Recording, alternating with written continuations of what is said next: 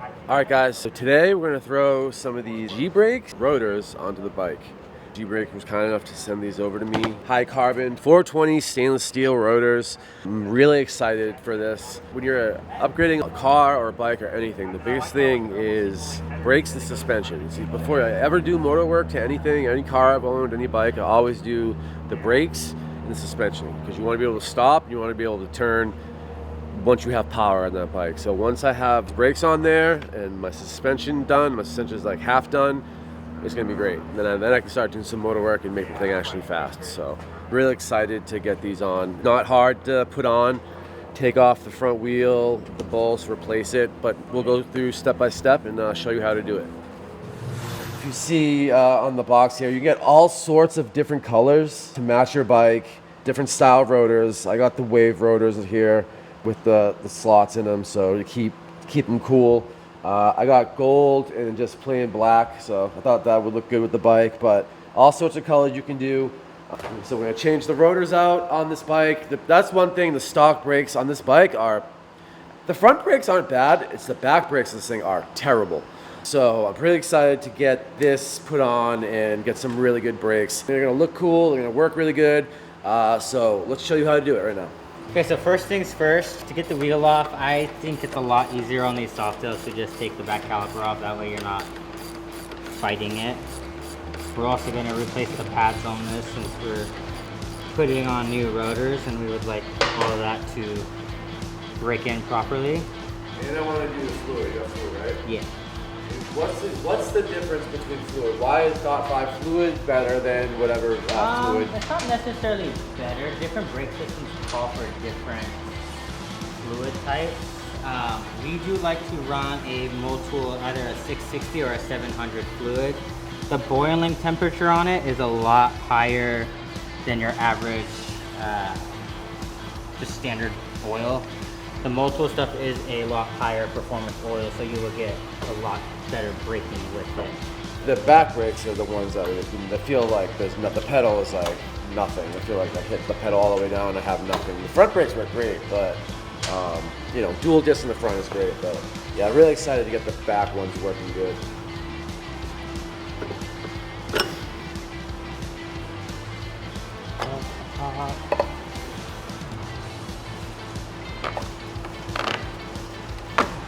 That's out. We can kind of slide this around. We'll jack the bike up a little bit.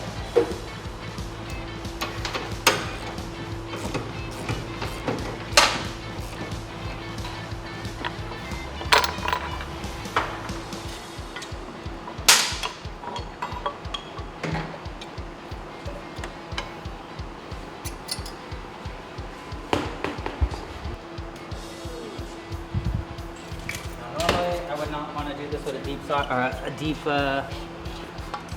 Allen like this, but all my shorties broke, so this is all we have left. Crack these loose. Look at that. Loctite broken.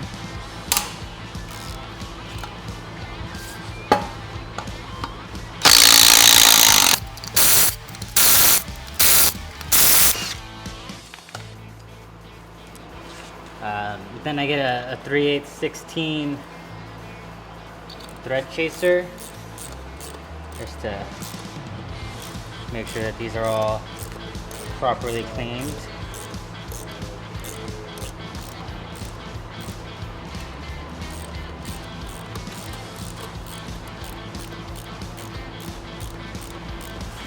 Not really mandatory, but I like to align the whatever logo rotor you're using closest to the valve pin as possible. That way they just look better. And these will get torqued down to 35 to 40 foot-pounds.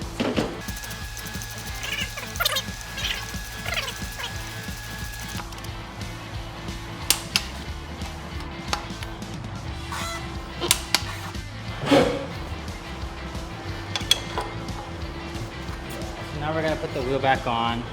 One thing to make it a little bit easier, you can get this brake bracket out of the way for a second, just so it is a bit easier to slide through right here.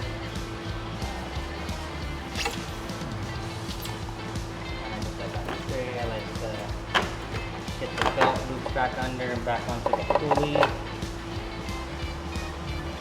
You want to then come from the front side, kind of slip this back in.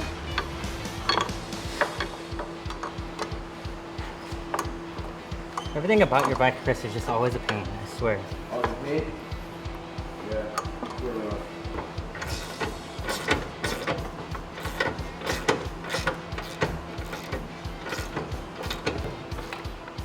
Just making sure this stays straight as I lower this all.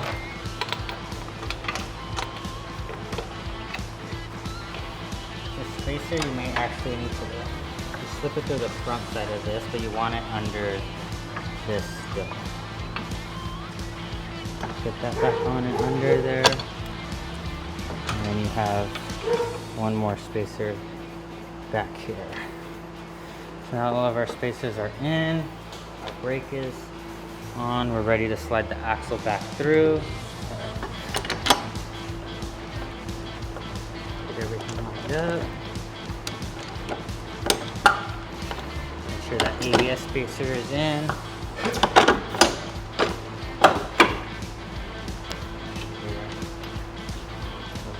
Back up.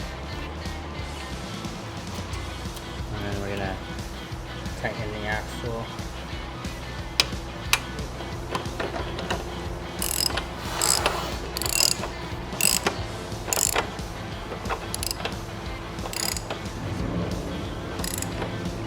When we do your sag, we'll check your chain tension again, or your belt tension. So we have the brake caliper still dangling with the old pads in there.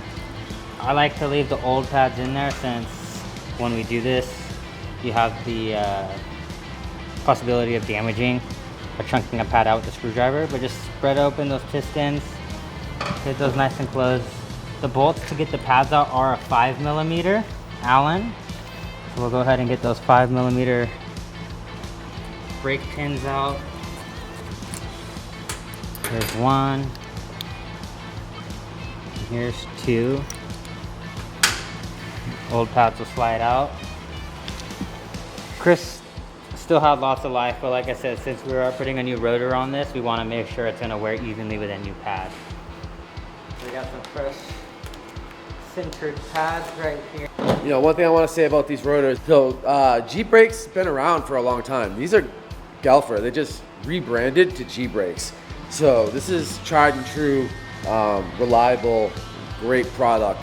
But yeah, the rebrand just happened. They have a new website up. So they definitely want you guys to go to the new website and check it out. It's GBrakes now, but still the most trusted, reliable brake rotors you can get. And brake pads, they sell brake pads. There's like a little spring in here you have to kind of push up on the... So make sure the spring is in. And then let's get...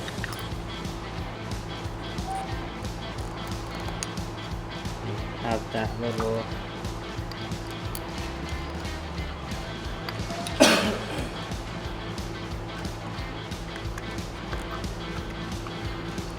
I'm going to leave them somewhat a little loose, that way I can just slip this back on very easily.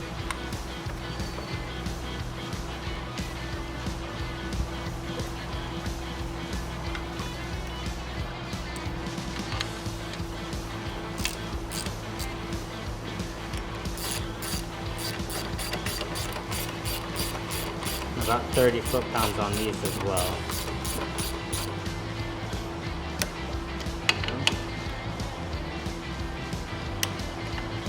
Just pump his brake, that way it closes the pads back up, so when you're pushing it off the lift.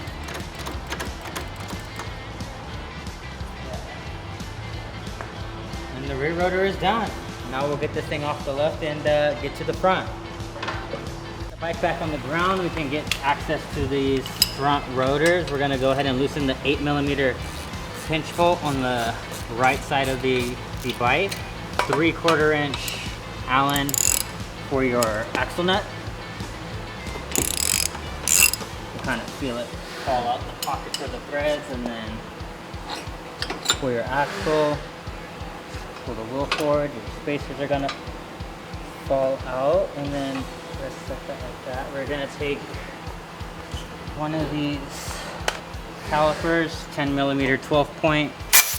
Push that out. I'm gonna just set that right here on a microfiber and get this wheel out.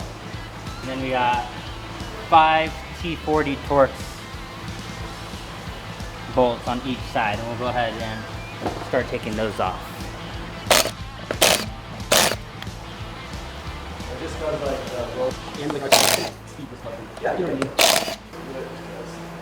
A little bit of that Loctite on there again.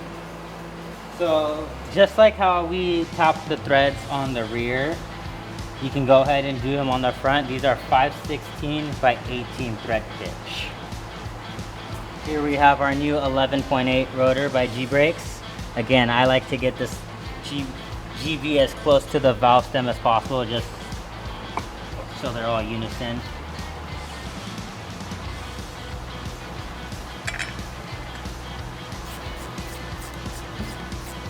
And then we'll go ahead and torque these down to 30 to 35 foot-pounds. When I tighten these, I like to go to the bolt right across, kind of like how you would tighten lug nuts, so almost as in like a star pattern. And we'll go ahead and do the same thing to the other side.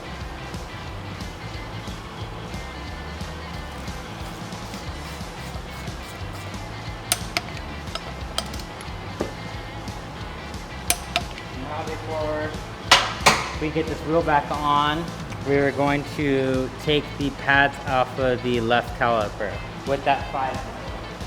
While this is on here, take this and spread open the old pistons. 5mm Allen. You got 2 bolts on this side again. As you can see, Chris needed brake pads on the front, very bad, because Chris drives his brakes because he's slow. Fresh replacements. Same thing. Make sure this clip is in the calipers. This one actually goes in from the top. And then we'll wipe these brake pins clean. If you want to make your life a little easier, you can kind of just hang the bolts back up right here. Just so we can do the same thing. Loosen those 5mm ones right here.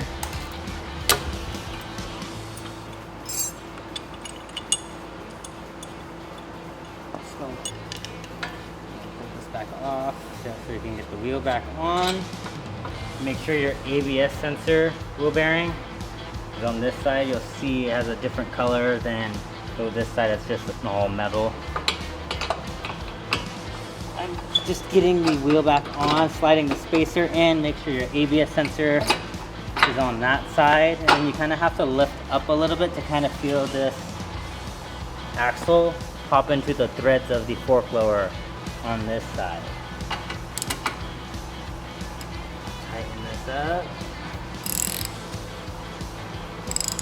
That 8mm pinch bolt tighten back up on the back side, and I'll put a little bit of Loctite on the 2 12.10 bolts.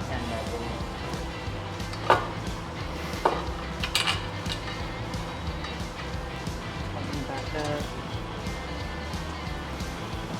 Pump your brakes to close your pistons back up. Your brakes are done. Thank you to GBrakes. Those guys, I'm very grateful to have support from people like that. Yeah, we'll see you guys in a little while.